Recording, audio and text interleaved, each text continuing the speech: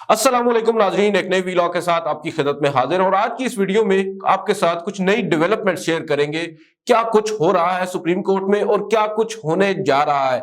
जो क्या कुछ होने जा रहा है ये ज्यादा मायने रखता है, क्योंकि सुप्रीम कोर्ट से आज एक दफा फिर पाकिस्तान तहरीक इंसाफ ने रिलीफ मांग लिया है। एक नई आईनी दरख्वास्त आइन के आर्टिकल 184(3) के तहत दायर कर दी गई है और ये एक दरख्वास्त है जिसमें दरख्वास्त गुजार तकरीबन 8 हैं। उन दरख्वास्त गुजारों में पाकिस्तान तहरीक इंसाफ के अलावा जो स्पीकर है खैबर पख्तूनख्वा असेंबली के, उनके अलावा 6-7 लोग मजीद भी हैं। असद उमर जो कि जनरल सेक्रेटरी हैं पाकिस्तान तहरीक इंसाफ के, वो भी दरख्वास्त गुजार है। और आज जो दरख्वास्त दायर की गई है ये कब तक समाअत के लिए मुकर्रर होगी और बेंच कौन सा होगा, ये तमाम तर तफसीलात इस वीडियो में आपके साथ शेयर करेंगे। दूसरी जानिब पार्लियामेंट ने आज सुप्रीम कोर्ट के उस फैसले को मुस्तरद कर दिया है और मुस्तरद किया है एक करारदाद के जरिए। मुत्तफिका तौर पर करारदाद मंजूर करके उसको मुस्तरद किया है। उसकी लीगल इंप्लीकेशन क्या होगी, उसकी कानूनी हैसियत क्या है, उसके ऊपर बात करेंगे।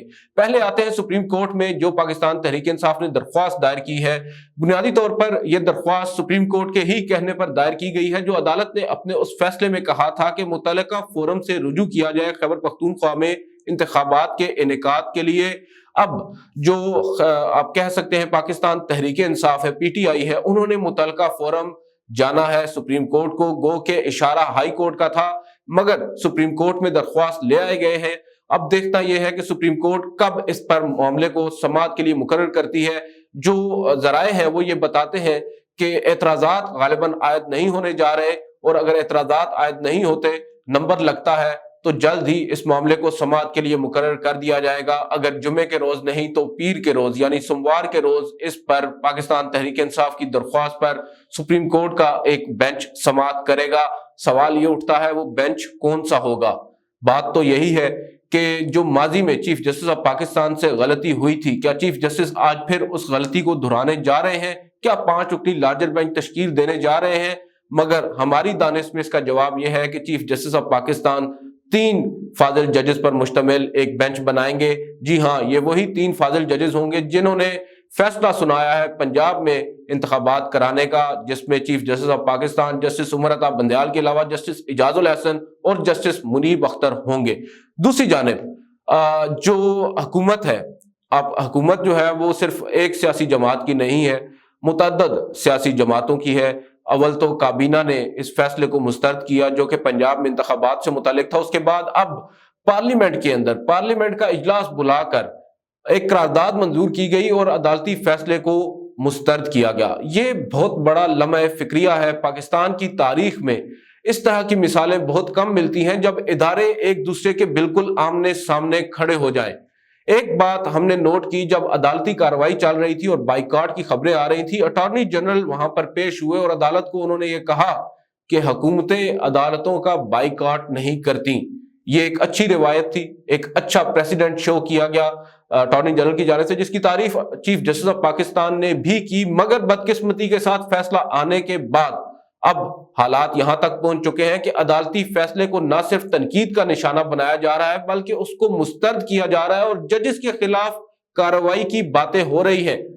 कुछ जराए ये भी बता रहे हैं कि नवाज शरीफ साहब, साबिक वजीर आजम पाकिस्तान, और मरियम नवाज साहिबा जो दुख्तर है नवाज शरीफ साहब की, वो ये कह रहे हैं, वो इसरार कर रहे हैं अपने ही पार्टी के लोगों से, अपनी ही हुकूमत से, कि इन फाजिल जजेस के खिलाफ रेफरेंस दायर किया जाए। देखें, ये बहुत बड़ी खबर है कि रेफरेंस जो सिटिंग जजेस हैं उनके खिलाफ दायर करने के हवाले से साबिक वजीर आजम और उनकी साहबजादी जो कि वाइस प्रेसिडेंट हैं पाकिस्तान मुस्लिम लीग नवाज की, उनकी जानिब से ये मुतालबा रखा जा रहा है अपनी हुकूमत से, जो कि एक आप कह सकते हैं कि हालात को दुरुस्त सिमत में लेते जाते नजर नहीं आ रहे।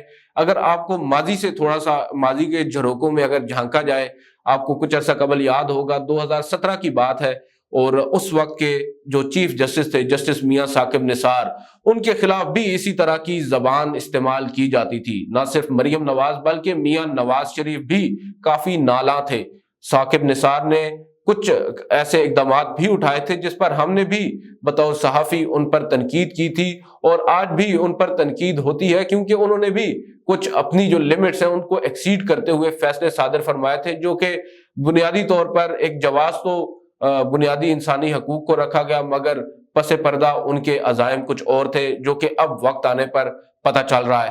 खैर, मामला कुछ यूं हुआ कि मियां नवाज शरीफ साहब ने उस वक्त ये बात एक फैसला किया कि साकिब निसार साहब के खिलाफ रेफरेंस दायर किया जाए। उनकी पूरी पार्टी ने उस बात की मुखालफत की, और सिर्फ पूरी पार्टी नहीं बल्कि उनकी हुकूमत के अंदर, यानी जो उस वक्त हुकूमत के अंदर जो उनके प्रिंसिपल सेक्रेटरी थे फवाद हसन फवाद, उन्होंने भी उसकी मुखालफत की। उनके जो अटॉर्नी जनरल थे अशतर औसाफ, उन्होंने भी मुखालफत की। और जितने भी उनसे करीब तरीन लोग थे उनकी लीगल टीम के या अदरवाइज, परवेज रशीद हो जाए, परवेज रशीद को खैर छोड़ दें, शहबाज शरीफ को देख ले, चौधरी निसार को देख ले, शायद खाकान अब्बासी को देख ले जो कि उस वक्त वजीर आजम थे नवाज शरीफ की नाअहली के बाद, तमाम लोगों ने नवाज शरीफ को कहा कि रेफरेंस दायर नहीं करना चाहिए, मगर नवाज शरीफ बज़िद थे और उन्होंने फैसला किया, उन्होंने वकला को हिदायत जारी कर दी, रेफरेंस तैयार हो गया। रेफरेंस तैयार होने के बाद रेफरेंस दायर करने की बारी आई। जब रेफरेंस दायर करने के लिए वक्त पहुंचा, यानी आज की शाम ये फैसला हुआ कि कल रेफरेंस दायर करना है, लेकिन रेफरेंस दायर नहीं किया गया। क्यों नहीं किया गया, इसका जवाब अगर आपको कभी मिले शायद खाकान अब्बासी, तो उनसे पूछिएगा उन्होंने रेफरेंस किसके कहने पर दायर नहीं किया। मगर ये बात जरूर है कि उस वक्त भी नवाज शरीफ और मरियम नवाज बज़िद थे साकिब निसार साहब के खिलाफ रेफरेंस दायर करने पर, और आज फिर उस रिवायत को जिंदा रखे हुए हैं। और फिर जो मौजूदा चीफ जस्टिस हैं जस्टिस उमर अता बंदयाल और उनके साथ 2 फाजिल जजेस, उनके खिलाफ रेफरेंस दायर करने की बातें हो रही हैं, जो कि अच्छी रिवायत नहीं है, जिसका असर बहुत मनफी होगा। और इसका असर ना सिर्फ हुकूमत पर बल्कि जो नवाज शरीफ की अपनी सियासत है उस पर इसके असरात काफी मुरतब होंगे।